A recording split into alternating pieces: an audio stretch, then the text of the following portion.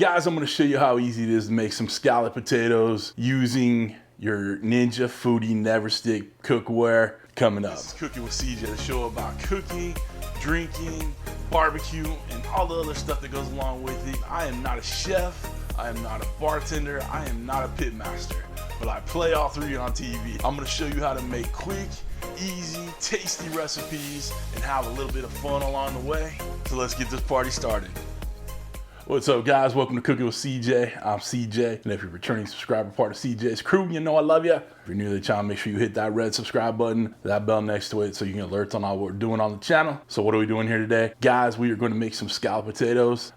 It's a great side dish. Some people might even think it's a main dish, but I'm going to show you how, a simple way of doing it. We're going to use the stove and the oven. We're going to use our Ninja Foodi NeverStick Cookware. We're actually going to use one of the pans in the oven, so you can see how it kind of comes together, so that I can show you guys that these pans take some oven heat along with the stove. All right, so stick with me on this one. Really simple recipe, but you're gonna dig it. All right, all right, guys, before we get started over on the stove, I just kind of want to go over here. We got our mies unplased. All right, so we have some smoked Gouda and we got some mozz. We got about a cup and a half of smoked Gouda, about a cup of mozz, freshly shredded, looking good. Got some salt, pepper, got 4 tablespoons of butter, 4 tablespoons of flour, some milk, and then we got our potatoes. So we're gonna chop up our potatoes.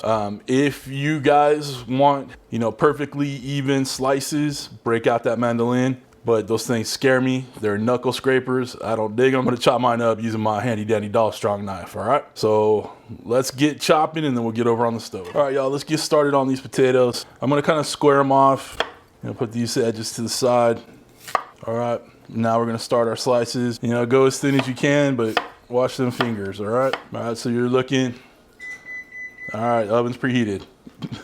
So you got some little ones, but you're looking for, even like that until you get to the end. Lop that piece off, put these to the side, start working on this one. I'm gonna get this cut up. All right, now that these are all sliced up, we're gonna put them in some water so they don't oxidize while we're waiting, while we make our little bechamel sauce. And then we'll dry those off really good before we start building the dish. Okay, let's start making that roux for our bechamel. Our little cheese sauce for the scalloped potatoes. 4 ounces of butter. We're gonna let that melt down, get it on medium heat. We're gonna let that melt slowly, and then we'll slowly add the flour in there. All right, so we got our butter melted. All right, let's throw our flour in there. We use our whisk, and then we want to cook this flour down for about, a good minute or so. Get the lumps out, get that flour, that raw flour taste cooked out of there, and then we'll start adding the milk in a second. Bad angle here. We've cooked down our little roux. We're gonna add some whole milk in, just a little at a time. Start blending this up real nice. Just a little, you don't want lumps. Sorry about the arm in the way, guys, but I set up the camera very poorly. All right, we're gonna let that simmer, come together, thicken up, and then we'll add our cheese to it. All right, before we add the cheese, we're gonna add like about a teaspoon of salt in there. The cheese already has some saltiness in there. And we're gonna add a bunch of pepper. Try to get as close to a tablespoon as you can. But if you don't like pepper, don't put that much. But this is what I like pepper, so this is what we gonna do. Okay, get that mixed around. We still have it on low to medium. We'll bring it up nicely. We're gonna add our mozz in there. Okay. Get that mixed in. Get nice and melty and ooey gooey. If it thickens up a little too much on you with the cheese and the flour starting to thicken the mix, you could always add more milk to the mix. But with the potatoes, as they cook, it'll give off some moisture, thin it down a little bit. You should be good. All right, let's add the Gouda, the smoked Gouda. And I know people use like Gruyere, whatever. These are the mix of cheese I enjoy, but again, you can make it your own. The same principles apply.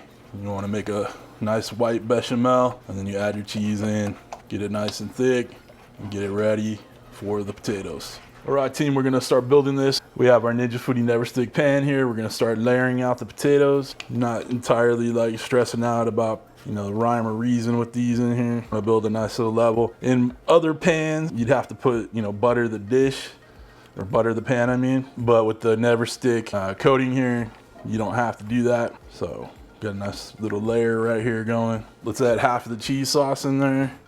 As Charlie's barking in the background, just kind of spread it around. You can get everybody in the pool, everybody in the mix. That's a spatula would make this a lot easier, but you know, when you're a one-man show, you don't want to make more dishes than you need to. All right, so the next layer.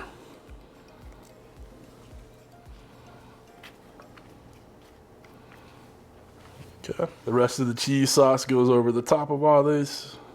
Doesn't that just look creamy deliciousness going on right there? Look at that. Again, you're gonna spread it around. Make sure everybody's in the pool, everybody's covered up by the goodness.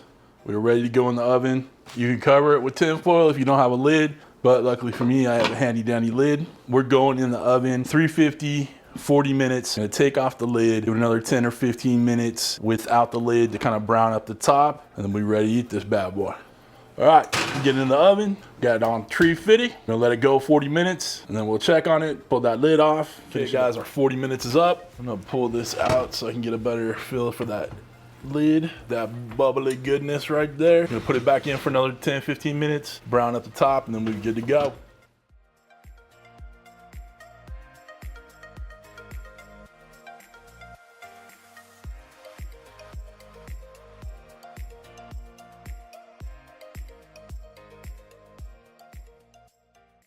All right, guys, we're digging in. Get the goodness. Got a little bite out. That creamy goodness right there. Cheesy, potatoey goodness. All right, let's try a bite. You know it's hot. I mean, it's like molten cheesy lava right now. I can feel the heat coming off the pan right here. So I ever tell you about that one time at that place with that thing? Yeah, I'm stalling. It's hot.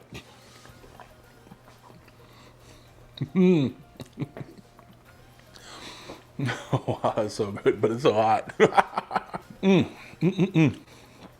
That's a good one, guys. Give this one a shot. Ooh, good lordy. It's creamy, potatoey, you know, smoked Gouda-y. All right, guys. If you want to get yourself a set of these NeverStick pans, really, they are really very cool pans. I've replaced all my other pans with them, and not because I'm a foodie guy, it's because they're freaking awesome. All right, so if you want to grab one or the whole set, links down below. If you want to get any of the knives I use, the cutting boards, merch, you know, all the links are down below. If you want to become part of CJ's crew for real, hit that join button down below. There's a few tiers in there. If you get to that top tier, I send you out some CJ swag, and it's a good one. All right, we do some good stuff behind the scenes. All right, that's it for this one, guys. I hope you have a wonderful week. Thank you for stopping by. Thanks for cooking with CJ. Take care.